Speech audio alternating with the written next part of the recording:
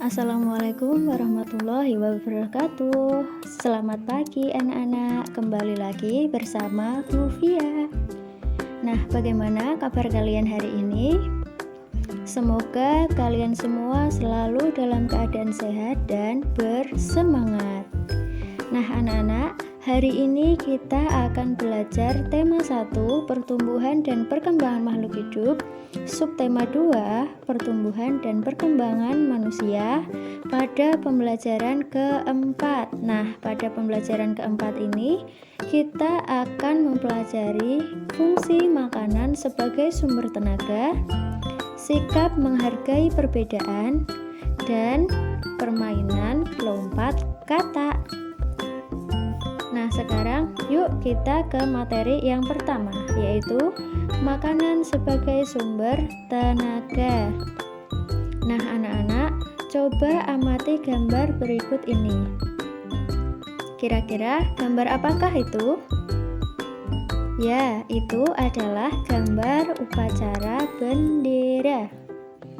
Nah, anak-anak, ternyata pada upacara bendera ini ada seorang anak perempuan yang jatuh pingsan. Namanya adalah Adele. Nah, anak-anak, kira-kira kalau ada teman kita yang jatuh pingsan, apa yang harus kita lakukan? Apakah kita harus membiarkannya? Atau apakah kita harus mengejeknya, mengolok-oloknya sebagai orang yang lemah? Tentu tidak ya anak-anak. Kalau anak yang hebat, anak yang solih-solihah, tentu akan menolongnya. Nah, sekarang kita cari tahu yuk, kenapa Adele bisa pingsan ketika mengikuti upacara bendera. Padahal Adele adalah anak yang kuat dan tidak pernah pingsan saat mengikuti upacara bendera selama ini.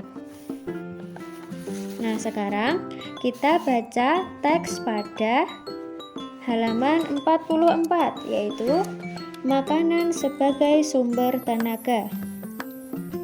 Pada hari Senin, semua siswa SD Merdeka melaksanakan upacara bendera.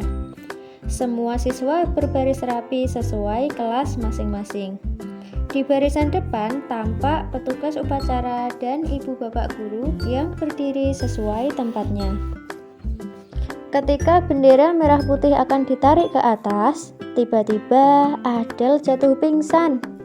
Teman-teman khawatir karena Adele belum pernah pingsan saat mengikuti upacara bendera. Pak Guru mengantar Adele ke UKS untuk diperiksa. Beberapa saat kemudian, Adele bangun dan petugas UKS memberi teh manis untuknya. Petugas UKS bertanya, apakah Adele belum makan pagi sebelum berangkat ke sekolah? Adele menjawab, belum makan pagi sehingga tubuhnya terasa lemas dan kepalanya pusing. Petugas UKS menyarankan Adele untuk makan sepotong kue dan segelas teh yang telah disediakan agar tubuhnya tidak lemas lagi. Adele pun menuruti dan menyadari bahwa makanan sangat berguna bagi kesehatan dan kekuatan tubuh. Nah, anak-anak, ternyata Adele pingsan karena Adele belum makan. Nah, ini ya anak-anak, makanan itu sangat penting bagi tubuh. Makanan merupakan sumber energi atau sumber tenaga bagi tubuh kita, sehingga kita bisa melakukan berbagai kegiatan atau aktivitas setiap harinya. Jika kita tidak makan, maka tentu tubuh kita akan menjadi lemas dan tidak memiliki tenaga sama sekali. Nah, anak-anak, jika kita ingin sehat, kuat, maka kita harus makan makanan yang sehat dan bergizi. Nah, anak-anak, masih ingatkah kalian apa itu makanan yang sehat dan bergizi? Ya, makanan yang sehat dan bergizi adalah makanan yang mengandung gizi seimbang yang dibutuhkan oleh tubuh kita, yaitu Masih ingat? Ya, yaitu karbohidrat, protein, vitamin, lemak, mineral, dan zat-zat lainnya ya. Nah, sekarang coba karbohidrat itu terdapat pada makanan apa saja? Ya, karbohidrat terdapat pada nasi, ubi, jagung, kentang, roti, dan makanan-makanan yang lain ya. Nah, anak-anak, karbohidrat ini nantinya akan diolah oleh tubuh kita menjadi sumber energi atau sumber tenaga bagi tubuh, sehingga kita bisa melakukan aktivitas atau kegiatan-kegiatan setiap harinya. Nah, selanjutnya protein. Nah, ini perlu diingat ya. Protein itu ada dua, yaitu ada protein nabati, ada protein hewani. Protein nabati ini adalah protein yang berasal dari tumbuhan. Contohnya yaitu tahu, tempe, dan makanan-makanan lainnya ya. Nah, tahu dan tempe ini terbuat dari kedelai, dan kedelai merupakan tumbuhan. Jadi, tahu dan tempe ini termasuk protein nabati. Nah, protein yang satunya lagi yaitu protein hewani. Protein hewani ini adalah protein yang berasal dari hewan. Contohnya yaitu ikan, daging, susu, keju, telur, dan lain-lainnya ya. Protein ini sangat penting bagi pertumbuhan dan perkembangan tubuh kita. Nah, selanjutnya yaitu lemak. Lemak ini sama ya seperti karbohidrat. Lemak ini juga akan diolah oleh tubuh kita menjadi sumber energi atau tenaga bagi tubuh. Makanan yang mengandung lemak diantaranya yaitu ada daging, keju, susu, mentega, dan lain-lain. Nah, selanjutnya yaitu vitamin. Kira-kira tahukah kalian makanan apa saja yang mengandung vitamin? Ya, tepat sekali. Vitamin ini biasanya terdapat pada sayur dan buah-buahan. Contohnya bayam, tomat, apel, dan lain-lainnya ya. Nah, anak-anak, vitamin ini ada banyak jenisnya ya. Di antaranya yaitu ada vitamin A, ada vitamin B, ada vitamin C, ada vitamin D, ada vitamin E, ada vitamin K, dan lain-lainnya ya. Nah, anak-anak, ini perlu diingat ya. Di antara vitamin-vitamin tadi, ada vitamin yang larut dalam lemak, ada vitamin yang tidak bisa larut dalam lemak. Apa itu vitamin yang larut dalam lemak? Nah, vitamin yang larut dalam lemak itu maksudnya adalah vitamin yang bisa menyatu atau yang bisa diproses bersama-sama dengan lemak oleh tubuh. Nah, vitamin yang larut dalam lemak itu hanya ada 4, yaitu A, vitamin D, vitamin E, dan vitamin K. Biasanya paling gampang itu diingat dengan AD ya, AD, A, D, E, K. Itu vitamin yang larut dalam lemak. Sedangkan yang tidak bisa larut dalam lemak yaitu contohnya ada vitamin B, ada vitamin C, dan vitamin-vitamin lain ya, selain vitamin A, D, E, K. Nah, selanjutnya yaitu mineral. Mineral ini biasanya terdapat pada sayur dan buah-buahan juga.